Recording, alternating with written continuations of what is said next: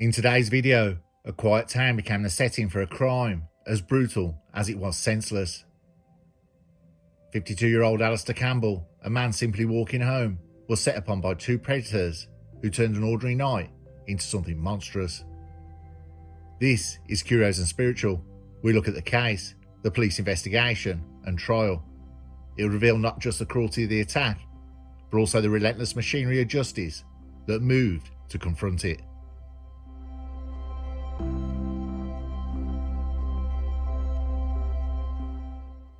In the early hours of 30th October 2023, in Renfrew, 6 miles west of Glasgow, a man named Alistair Campbell, aged 52 years old, walked home from a night out.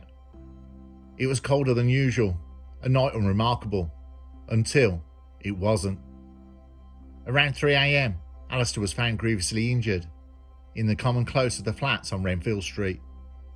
He later died of those injuries. His demise was not a result of a random accident, nor a single blow in haste. What killed him was a sequence of actions by two men, James Cook, 49 years old, and Brian Riley, 37 years old. They followed Alistair, caught him off guard, brutally assaulted him, and stole from him. The scene left behind was one of true horror. This was violence predicated on an opportunity of addiction, not necessity. It was cruelty magnified. Alistair, by all accounts, was a gentle giant, known locally in Renfrew. He had been socialising at an address in Ferguson Street. He and a friend left after midnight, intending to head to a friend's home. But Alistair decided first to return to his own flat, to get something to drink, trivial and human in a night that would become anything but. Meanwhile, Cook and Riley had been intermittently at Riley's partner's flat, coming and going. Anger had simmered earlier that evening. There had been an argument with someone on Ferguson Street, and they allegedly had been to Riley's partner's door while he was out. They left the flat at 12:40 AM without saying where they were going. Armed not with just raised emotions, but physically. Cook was seen sharpening weapons. A bottle was in hand. One of them carried an object in the rear of his pocket. The dark threads of intention were already stretching across the night. The confrontation came quietly. Alistair separated from his friend, turning towards his home alone. It was then, and only then, that the ambush occurred. CCTV footage showed Cook and Riley trailing him through Wilson Street, past Renfrew Town Hall. The attack was not a single act of violence, it was sustained. The court was told it was vicious and cowardly. Cook struck Alistair with a knife. He stamped and kicked on Alistair as he lay on the ground. A bottle was used. Riley rifled through Alistair's pockets, while Cook was executing the physical violence. Alistair sustained defensive injuries on hands and arms, suggesting he tried to hold off his attackers. Then, a stab wound, 8 centimetres deep to his abdomen. Cook and Riley then fled. In death, Alistair did one last thing. He tried to make it home. He staggered up the communal stairs of his flat, made it to his door, but collapsed there. Help would come too late. He was discovered by a friend. A 999 call was made. Paramedics were called, but they couldn't save him. The timing cannot be precisely known, how long he suffered between the assault and the collapse. But what is known is that his death was prolonged and painful. There is something haunted about this crime, something that lingers in the mind, not merely because a man died, but because his killers followed him, struck him, terrorised him, stole from him, stabbed him.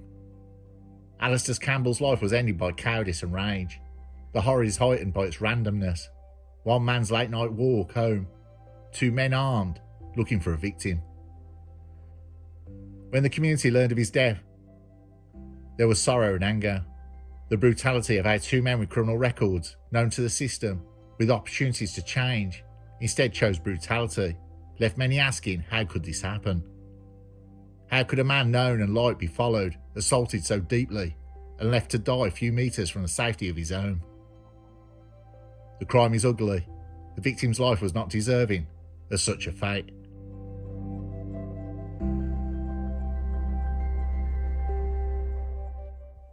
After Alistair was found, the investigation began immediately. Officers called to Renfield Street were confronted with the scene. Forensic officers gathered physical evidence, blood patterns, searched for weapons. The victim showed defensive wounds, But what would blow the case open very quickly was the CCTV cameras that record us all. Police found CCTV footage that captured both Alistair's path and the movements of Cook and Riley, provided the bones of the case. It was damning. The footage showed the two accused leaving Riley's partner's flat around 12:40 a.m. One carrying an object, the other a bottle. He captured them, following Alistair and his friend, then stalking him when he separated from his companion. It showed moments of the assault and the attempt to flee afterwards. Cook's history of violence, robbery and knife offending was already known. Riley too had a record of assaults, some involving knives.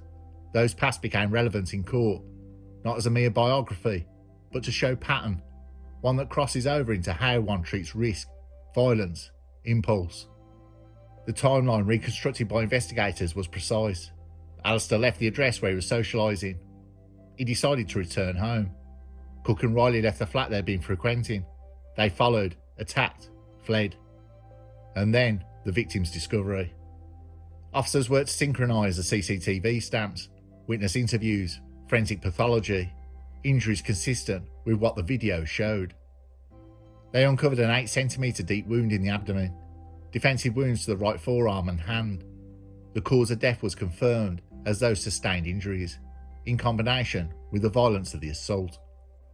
Crucially, the investigation also traced motive, or at least contributing causes: substance misuse, previous violence, a bottle found, weapon sharpened.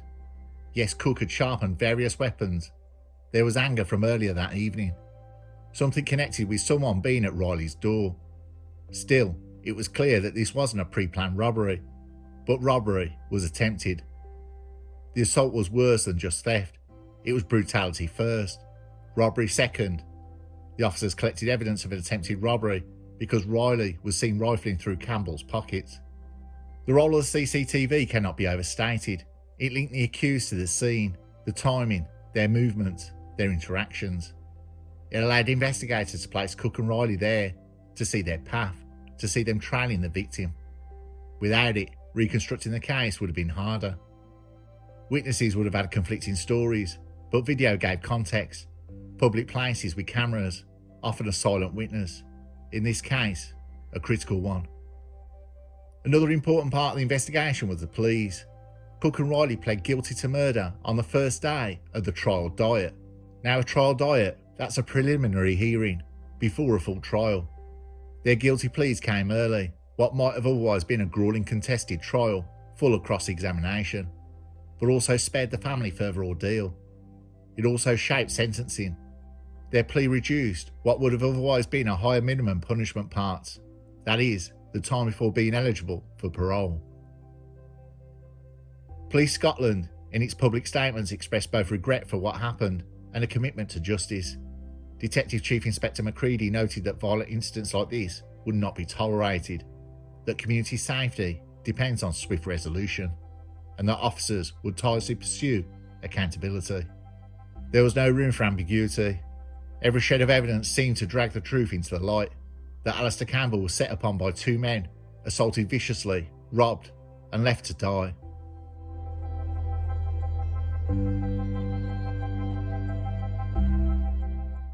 The trial dimension of this case shifted from raw horror into cold, unforgiving accounting.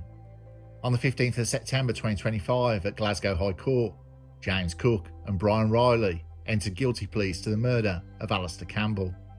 They admitted also to attempted robbery. The presiding judge was Lord Harrower, and in sentencing, he emphasised the brutality of the assault, the cowardliness of the following of a man from behind, the vulnerability of Alistair separating from his friend, and his attempt to return to his home for safety. The attack was not brief, it was sustained.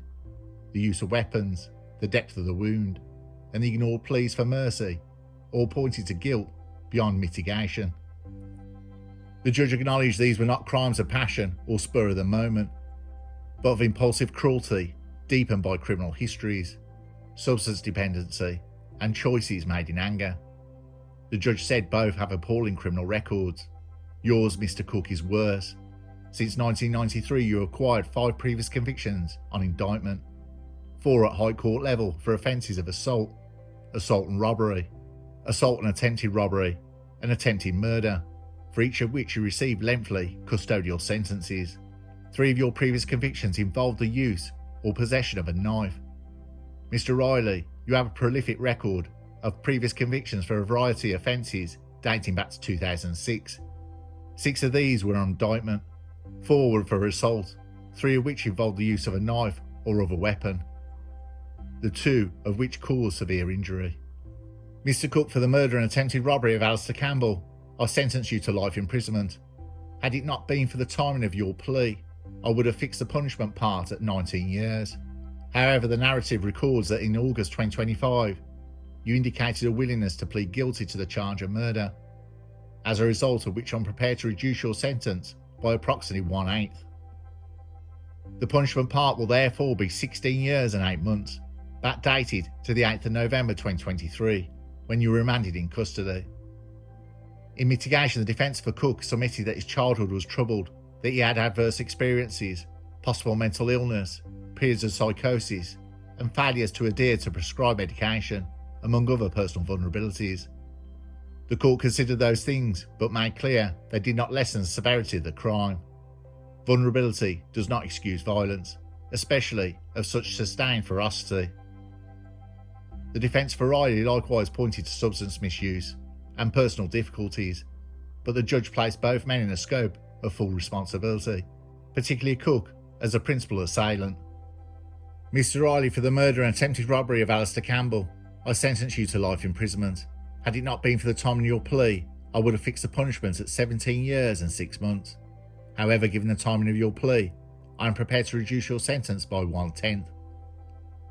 The punishment part in your case will be 15 years and 9 months, backdated to the 3rd of November 2023, when you were remanded in custody. Lord Harrower noted that although Riley's role was somewhat subordinate, mainly involved in rifling through Campbell's pockets, the two had shared a common criminal purpose. Alistair's family, particularly his sisters, provided moving impact statements. They spoke of Alistair's kindness, his presence in their lives, the terrible devastation the attack had caused. The court heard detailed testimony about who he was, what he meant to those around him, not only as a victim, but as a person. These statements matter, not just legally, but morally. Lord Harrower's sentencing remarks were stern. The attack was cowardly, sustained, vicious. The violence was substantial, not only by its consequence, but by its nature. Knife wounds, defensive injuries, a bottle used as a weapon. The minimum term punishment was less than it might have been, in part because of the guilty plea.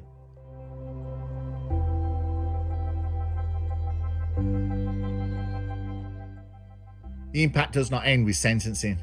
The trial made public what many would rather leave hidden: that violence stalks familiar streets in late hours, that men with troubled pasts can escalate from menace to murder, that the boundary between social neglect and crime is narrow and easy to cross, but also that law enforcement, including prosecutors, judges and investigators, can work with clarity, evidence and humanity even in the face of horror.